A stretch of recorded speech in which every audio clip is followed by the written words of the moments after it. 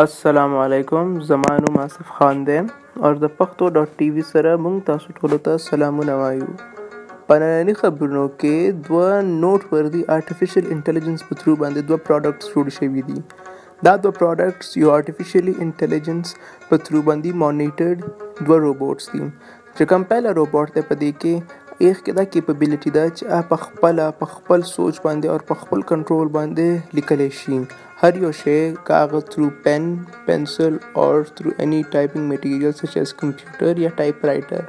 همدې چې کوم روبوټ دی د ګارډین چې کوم یو اخبار دی د هغه په مطابق باندې یو پوره آرټیکل لیکلی دی او د دې آرټیکل چې کوم سرخی ده هغه لیکلی دی A robot wrote this entire article. Are you scared yet human?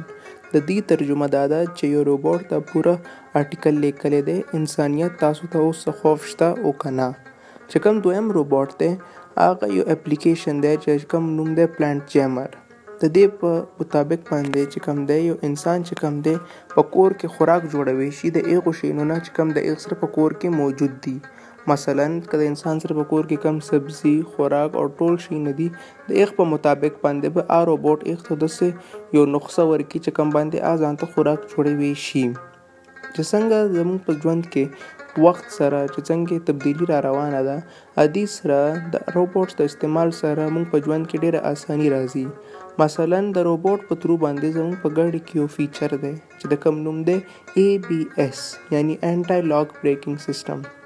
د دې په وجه باندې چې کله موږ په ګاډي کې سفر کوو نو چې کله موږ بریک وخو نو د بریک سره او د پریشر سره هغه ګاډی چې کوم مانیټر دی په خپله پوه شي او همدونه هی فورس په بریک باندې لګوي. که دا نه وي نو ګاډو درولو لپاره موږ ډیر زیات زور لګولی. د دې نه علاوه د ګاډي انجن مانیټر کېدو کې په کمپیوټرز کې او سمارټ فونز کې هم د کمپیوټرانو چې کوم استعمال دی هغه د آرټیفیشل انټلیجنس په تھرو دی. د وخت سره سره چې کوم آرټیفیشل انټلیجنس په تھرو چې کوم مانیټر روبوټس دي دا ډیر زیات ترقي کوي.